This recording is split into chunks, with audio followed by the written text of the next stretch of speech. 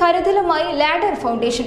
ശൈത്യകാലത്ത് പ്രയാസപ്പെടുന്ന ഉത്തരേന്ത്യയിലെ ദരിദ്ര ഗ്രാമങ്ങളിൽ ലാഡർ ഫൗണ്ടേഷൻ ഓഫ് ഇന്ത്യയുടെ പുതപ്പ് വിതരണം പുരോഗമിക്കുന്നു. ഹരിയാന, ജാർഖണ്ഡ്, പശ്ചിമ ബംഗാൾ, ബീഹാർ എന്നീ സംസ്ഥാനങ്ങളിലായി 10,000 ഗ്രാമീണരിലേക്കാണ് കമ്പിളിപ്പുതപ്പ് വിതരണം നടത്തുന്നത്. പിന്നോക്ക ജനവിഭാഗങ്ങളുടെ സാമൂഹ്യവും വിദ്യാഭ്യാസപരവുമായ പുരോഗതിയാണ് ലാഡർ ഫൗണ്ടേഷന്റെ പ്രവർത്തനങ്ങളിലൂടെ ലക്ഷ്യം വെക്കുന്നത്.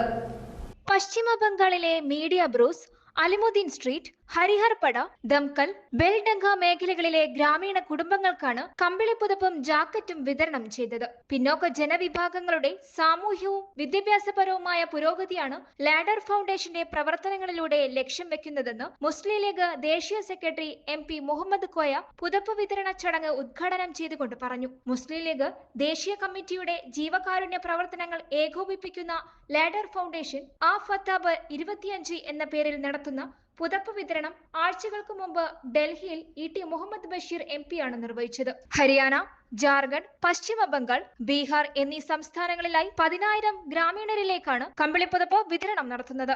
ഗാസി റഫീഖുൽ ഇസ്ലാം മാസ്റ്റർ, അബ്ദുൾ റഹീം, താരിഖുൽ ഇസ്ലാം, സൈനുൽ ബാരി, വാജുൽ ഹഖ്, സദാം ഹുസൈൻ, അലി റജഗാൻ, മുഹമ്മദ് ഇബ്രാഹിം, ബംഗാൾ സ്റ്റേറ്റ് പ്രസിഡന്റ് അബ്ദുൾ ഹുസൈൻ മൊല്ല എന്നിവർ പങ്കെടുത്തു. മൗലാന അബ്ദുൾ ബാരി, റിയാസുൽ ഇസ്ലാം, സാജുദ്ദീൻ, ഇതോജുൽ ഇസ്ലാം, ഹിക്മത്ത് അലി, മെഹദി ഹസൻ, തുഹിൻ മിയ, അബ്ദുൾ ഖുദ്ദൂസ്, മുർസലിം തുടങ്ങിയവർ ചടങ്ങിൽ പങ്കെടുത്തു. News desk, news 99.